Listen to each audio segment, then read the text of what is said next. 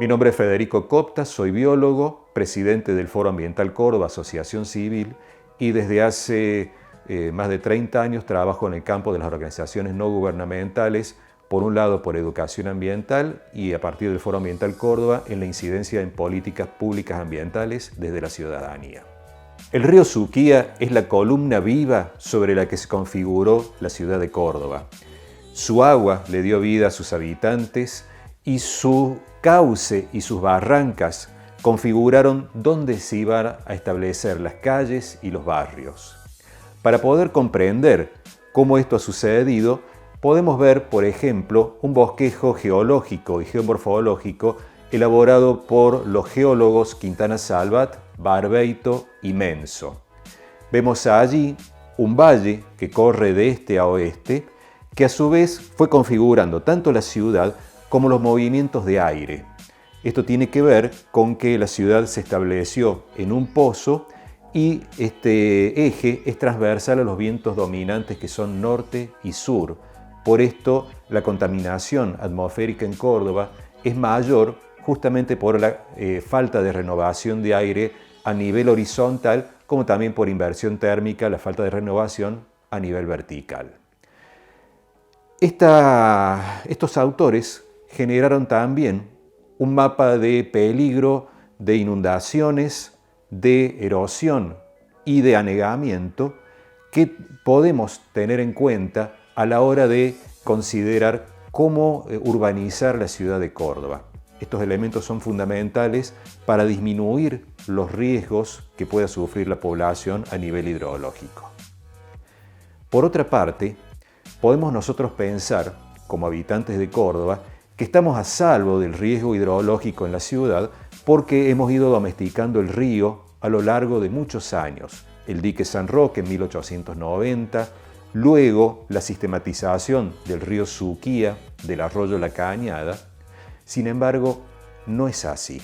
Lo que sucede es que la cuenca alta ha cambiado su uso del suelo. Básicamente, antes era un bosque nativo y ahora se ha ido incrementando las urbanizaciones, impermeabilizando el suelo y de esta manera también aumentando la velocidad de escorrentías. Para poder ver cómo sucedió esto, podemos ver, por ejemplo, las imágenes satelitales de Google Earth desde 1984 hasta el presente y a partir de allí ver qué pasó en los últimos 35 años. Primero nos referimos a la zona noroeste de la ciudad, en donde, a partir de estas imágenes, podemos ver cómo la urbanización ha ido avanzando sobre la zona serrana, la zona de bosque nativo e incluso metiéndose en las propias sierras. Estas imágenes nos van mostrando entonces cómo hemos ido cementando buena parte de la cuenca del Suquía en las zonas de Villa Allende, La Calera y el noroeste de la ciudad de Córdoba. Por otra parte, respecto al arroyo La Cañada, podemos ver en la zona suroeste qué ha ido pasando, desde la lagunilla donde nace el arroyo hasta que ingresa a la ciudad de Córdoba, teniendo como referencia la avenida de Circunvalación. Allí, en esto, podemos ver cómo se han transformado determinados sectores de formaciones boscosas en campos de cultivo. Y posteriormente, en las proximidades de la intersección de La Cañada con la avenida de Circunvalación, podemos ver cómo se han incrementado las urbanizaciones. De esta manera, el agua va a correr más rápido y no va a infiltrarse al suelo. Y entonces también podemos ver cómo en otras imágenes ya del centro de la ciudad de Córdoba, lo que puede llegar a suceder justamente por este mayor caudal que se produce por falta de regulación de vegetación en la zona de la cabecera de cuenca. En definitiva, quizás el centro ya no sea tan seguro debido a esto. Finalmente, no tenemos que olvidar la zona donde el río ya sale de la ciudad de Córdoba en Chacra de la Merced. Allí vamos a ver cómo, a lo largo del tiempo, determinados lugares que eran propios de Chacra se han ido transformando en canteras de arena para proveer de materiales a la construcción de la ciudad de Córdoba Y por otra parte, allí tenemos la Edar Bajo Grande y finalmente vemos cómo en los últimos años ha avanzado la ciudad de Malvinas, Argentina, creciendo vertiginosamente y apuntando hacia el río.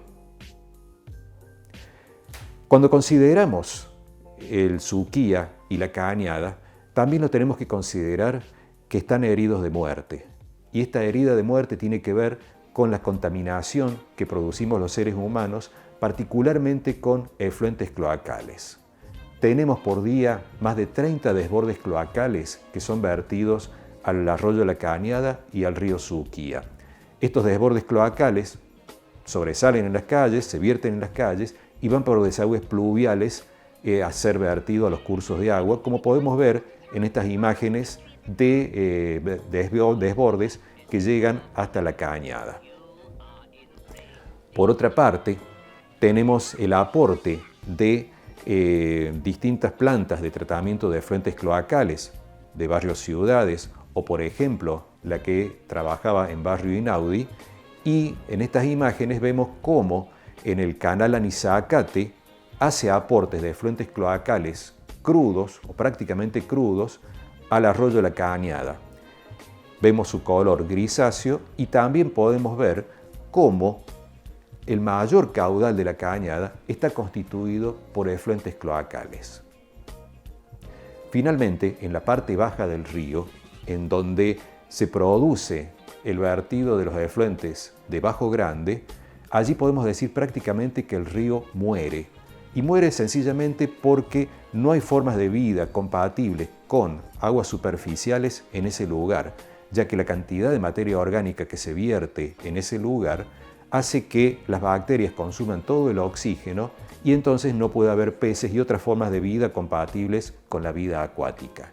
En la imagen satelital podemos ver cómo cambia el color drásticamente del curso de agua cuando tiene los aportes de la planta de tratamiento de efluentes de Bajo Grande, y allí vemos cómo cambia un color de agua normal a un color totalmente gris.